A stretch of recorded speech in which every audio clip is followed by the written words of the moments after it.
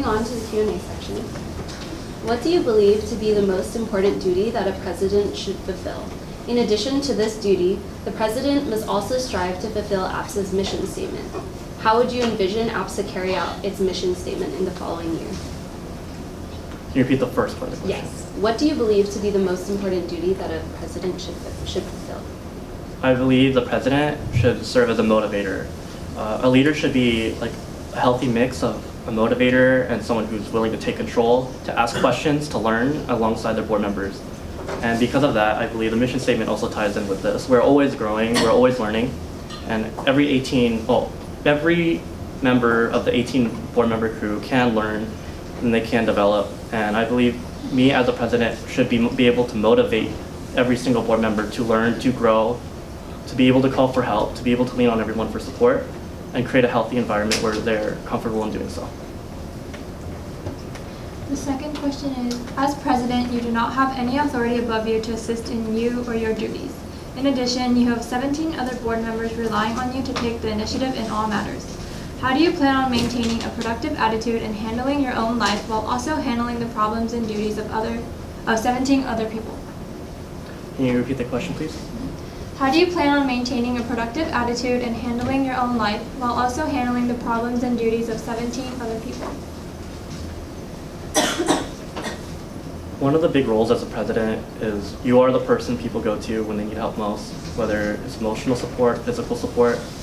But I've outlined plans to already prevent these issues from happening. I have staying organized, staying on top of balancing academics, personal life. APSA is already a way that I envision to push that from happening. But I understand that it is an emotional burden and it is a huge time burden on me to be able to cater to the needs of my board members and to support them when they are hard. And I believe as a board, we should be able to pick up where other people leave off in case they are having issues, struggling at the time. And then I believe just as I can help pick up my board members, they can also pick each other up. The president is responsible for settling controversial issues within executive board that often leave their fellow board members emotionally charged. How will you tackle this challenge and ensure that the executive team remains productive when navigating these polarizing opinions in order to maintain one cohesive APSA voice? From what I've learned from APIC, everything surrounding controversial issues comes down to a battle of values and morals. What people hold to be important aren't as important to other people, and what those other people hold important may not be important to anybody else. But I believe every board member should have a chance to show their voice or show their opinions, and they shouldn't be scared to do so. And even if there is conflict within board because someone is giving off an opinion that's not good, I just want to make sure every board member knows that their opinion is valued. The next question is, what is the difference between a good president and a great president? What are the qualities and attributes that distinguish these two? A good president is someone who can strike that balance between motivator and leader. And during their term on board, they are very good at managing productivity throughout the entire year, making sure no board members burn out, making sure every board member feels very important to the team. A great president is one that 5 years later down the road, they'll say, this president pushed for pillars of academics. This president was very, very good at maintaining relationships with cultural, political clubs. Or this president was very good at planning events that are innovative or outside the box. The great presidents are the ones that have something that define their term rather than just being a good motivator or a good leader. APSA is one of, if not the largest student organization on campus outside of Greek fraternities and sororities. APSA therefore can have a very powerful voice towards any campus-wide issues or referendum. How will you use and mobilize APSA's large member base in a way that will enact a positive impact on the campus community? So regarding the AAPI community, APIC was refounded last year.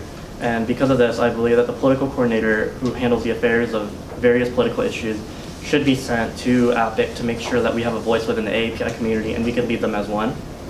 Regarding the Associated Students community, I believe that the Student Diversity Commission, as like controversial as it can be, or the image already it has, I believe that we should still send representatives to voice their opinions at AS, and we should be encouraging people of Asian American Pacific Islander descent to run for associated students positions so we can get our face up in like, or we can get an Asian American or Pacific Islander face up in the student government.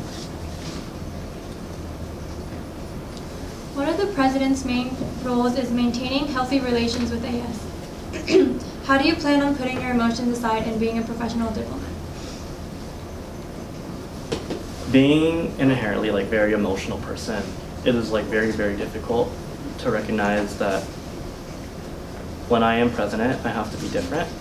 I have to be very logical to the way I approach subjects, and I can't let my emotions get in the way of how I analyze situations, especially ones that will make me upset, make me sad, and just trying to find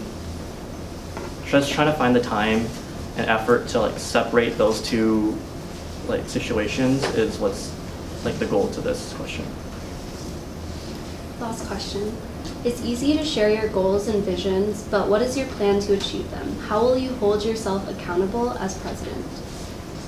So one of my biggest goals as president is leading from behind, and I believe all 17 board members, besides the president itself, they all have individual goals. They all have individual like dreams they want for their positions. They have specific visions, and I believe if I lead from the back and act as a motivator, a supporter, someone who they can rely on, then each 17 board members can push their own vision.